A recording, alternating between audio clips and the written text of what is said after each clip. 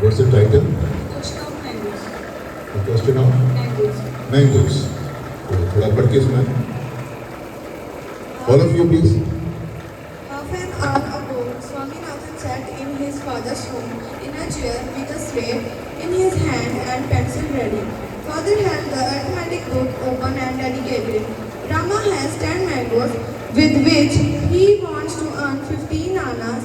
Krishna wants only 4 mangoes. Okay, How much? that's nice. Very good, very good. So, dear children, this student was reading the textbook. Which class? 7th standard की text book का बच्चा पढ़ रहा है. तो comfortably पढ़ रहा है या रुक रुक के पढ़ रहा है? सभी बताएं. तो आप आराम से पढ़ लेते हैं या कोई मुश्किल आती है? कोई मुश्किल नहीं आती. माइक यही रखिए. कोई मुश्किल नहीं आती है. आप पकड़े माइक. आपको मुश्किल आती है? तो जब आप पढ़ते हैं तो उसमें सेंटेंसेस पढ़ते हैं. सेंटेंसेस आपको किसने सिखाए? तो सेंटेंसेस पढ़ने आपको टीचर्स ने सिखाया. सेंटेंसेस में क्या होता है? वर्ड्स होते हैं. वर्ड्स पढ़ लेते हैं आप. वर्ड्स शुरू से ही पढ़ने आते थे आपको? तो वर्ड्स भी आपने सीखे हैं. तो वर्ड्स पढ़ने किसने सिखाया? वर्ड्स जो है वो टीचर्स ने सिखाया. हाँ, तो वर्ड्स पढ़ लेते हैं आप. वर्ड्स अक्षरों से बनते हैं. अक्षरों को क्या बोलते हैं? लेटर्स. क्या बोलते हैं? लेटर्स. तो जब आप स्कूल में पहली बार आए थे तो लेटर्स पढ़ने आते थे? नहीं पढ़ने आते थे. जो A, B, C, अब तो कोई प्रॉब्लम नहीं है, लेकिन पहले A ही एक महीना ले लेता था सीखने के लिए. ठीक है. तो वो किसने सिखाए? वो भी टीचर्स ने सिखाए. आज आप सेंटेंसेस पढ़ लेते हैं, वो भी टीचर्स ने सिखाए. वर्ड्स पढ़ लेते हैं, टीचर्स ने सिखाए. लेटर्स जो कि जब आप स्कूल में आए थे आपको नहीं पढ़ने आते थे, वो भी आपको टीचर्स ने सिखाए. Okay, next. तो ये तो बात हो गई पढ़ाई की, पढ़ने की. तो जब आप अपने बड़ों से मिलते हैं तो उनको विश करते हैं. तो इधर स्कूल में भी जब आप अपने टीचर्स को मिलते हैं तो उनको विश करते हैं. जब वो टीचर्स क्लास में आते हैं तो आप क्या करते हैं? ऐसे माइक को बोले. उनको विश करते हैं. तो विश करने से क्या होता है? जब आप घरों में कोई भी बड़ा आता है उनको विश करते हैं तो क्या मिलता है आपको? आपको रिस्पेक्ट मिलती है. कैसे ब्लेसिंग्स मिलती हैं? तो जितने भी बड़े बुजुर्ग आपके पास आते हैं आप उनको विश करते हैं, वो आपको ब्लेसिंग्स देते हैं. बोलते हैं जीते रहो बेटा. ऐसे बोलते हैं ना. ओके, खुश रहो बेटा. ऐसे बोलते हैं ना आपको. तो जीते रहो, खुश रहो, जवानियां मानो, तरक्की करो. ओके, ये सभी बड़े बोलते हैं ना.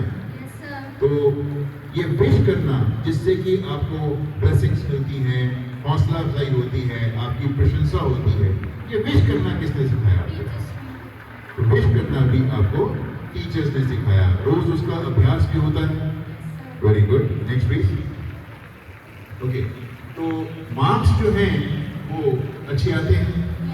हाँ, तो अच्छे मार्क्स अगर आते हैं अपने आप आ जाते हैं या किसी की बदौलत आते हैं? वो किसकी बदौलत आते हैं? तो अच्छे मार्क्स जो है वो भी टीचर्स की बदौलत से आते हैं. तो टीचर्स अगर कंट्रीब्यूट ना करें तो अच्छे मार्क्स आ जाएंगे? नो. Next please. जब अच्छे मार्क्स आते हैं, अगर आपको कुछ भी ना आता हो, अच्छे मार्क्स आ जाएंगे? तो उसके लिए नॉलेज होना जरूरी है. हाँ, राइटिंग एबिलिटी स्ट्रांग होना जरूरी है. अच्छी हैंड राइटिंग होना जरूरी है. अच्छी लैंग्वेज होना जरूरी है. तो अच्छी लैंग्वेज, अच्छी राइटिंग एबिलिटी और अच्छी हैंड राइटिंग ये अपने आप हो गई या किसी ने सिखाई समझाई? किसने सिखाई?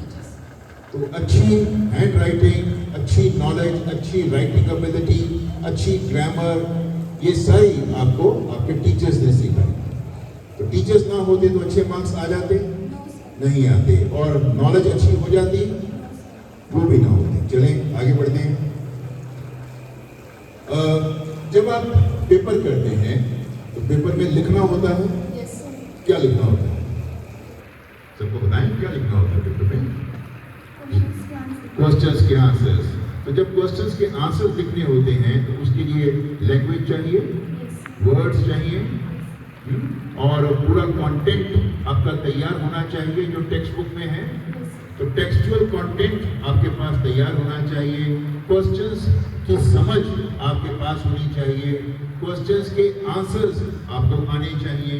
अगर क्वेश्चंस ही समझ में ना आए, आंसर्स ना आते हो, टेक्स्ट बुक का कंटेंट आपको पढ़ाया ना गया हो, तो क्या आप अच्छा पेपर लिख पाएंगे? तो ये टेक्स्ट बुक का कंटेंट और उसके अंदर जो नॉलेज है, ये टेक्स्ट बुक का कंटेंट, वर्ड्स, ये आपको किसने सिखाया? टीचर्स ने क्या सिखाया? टेक्स्ट बुक का कंटेंट सिखाया।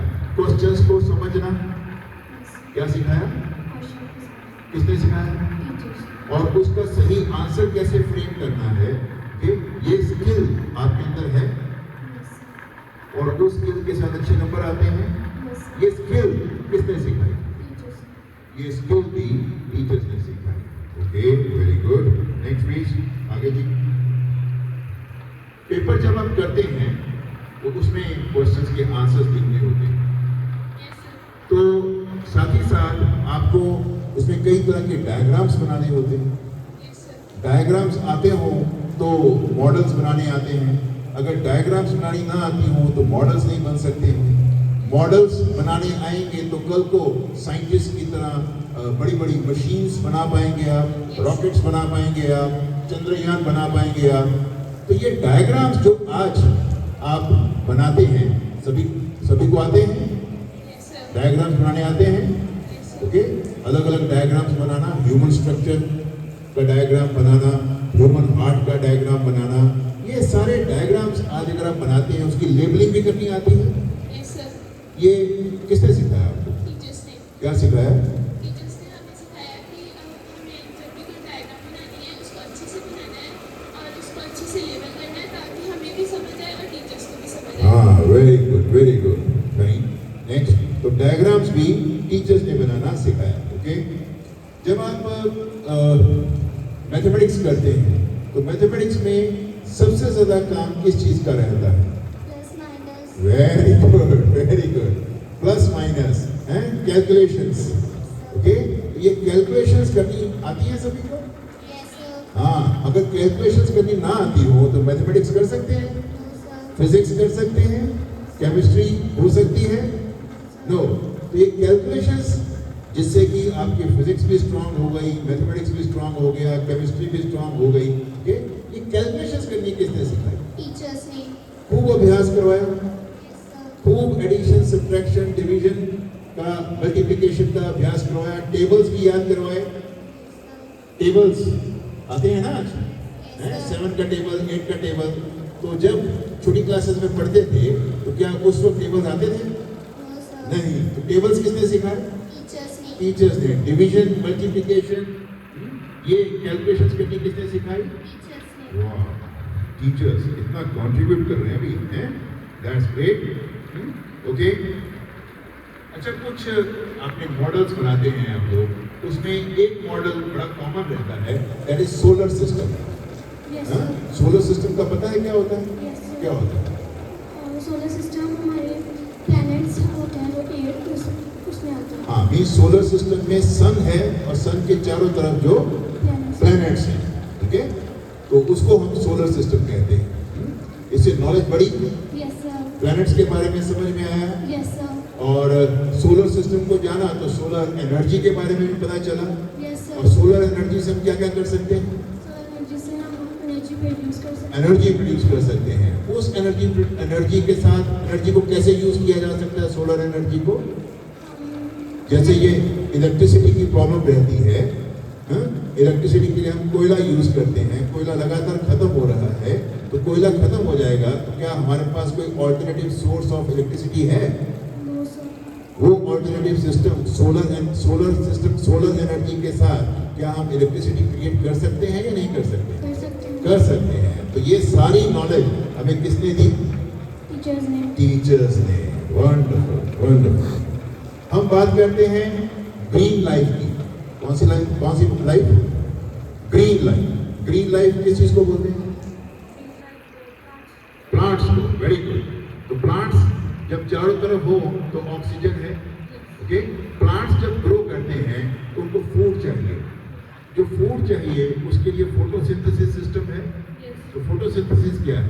Photosynthesis is the process where the plants produce their foods with the help of water, air, sunlight and their leaves. Very good very good. तो ये फोटोसिंथेसिस की सूझ समझ जो आपके पास है, ये किसने दी आपको? Teachers ने. ओके। अगर ये फोटोसिंथेसिस की समझ ना हो तो क्या हम प्लांट्स की अच्छी केयर कर सकते हैं? No sir. नहीं। नेक्स्ट। प्लांट्स की अच्छी केयर ना हो तो क्या ऑक्सीजन पैदा हो सकती है? अगर ऑक्सीजन पैदा ना हो तो आप और हम रह सकते हैं? इम्पॉसिबल।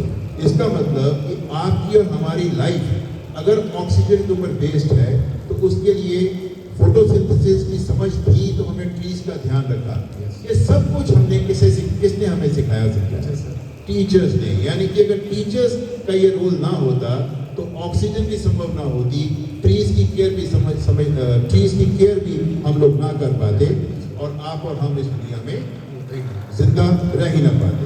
तो उसके लिए भी teachers. Okay fine. Next please. Water के बारे में आप क्या जानते हैं?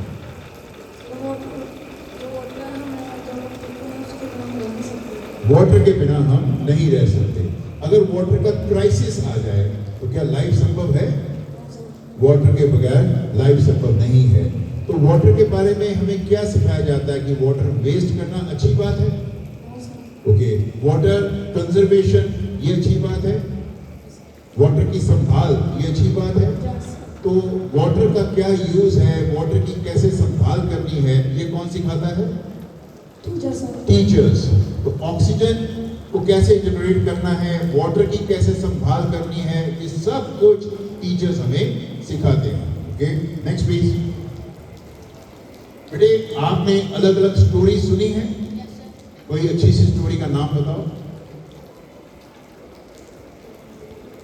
कोई भी अच्छी सी स्टोरी जो आपने पढ़ी हो या सुनी हो, छोटी क्लासेस में, बड़ी क्लासेस में। कोई कौवे की स्टोरी, कोई डॉग की स्टोरी। डॉग की स्टोरी क्या नाम था उसका? Greedy dog. कौन, क्या नाम था? ग्रीडी डॉग से क्या शिक्षा मिलती है हमें? लालच नहीं करना चाहिए। लालच नहीं करना चाहिए। ओके। तो ये कहानियों से जो अच्छे से संदेश हैं ये किसने सिखाए? टीचर्स ने। अगर टीचर्स ये बात ना सिखाते तो आज हम लालची होते, है ना?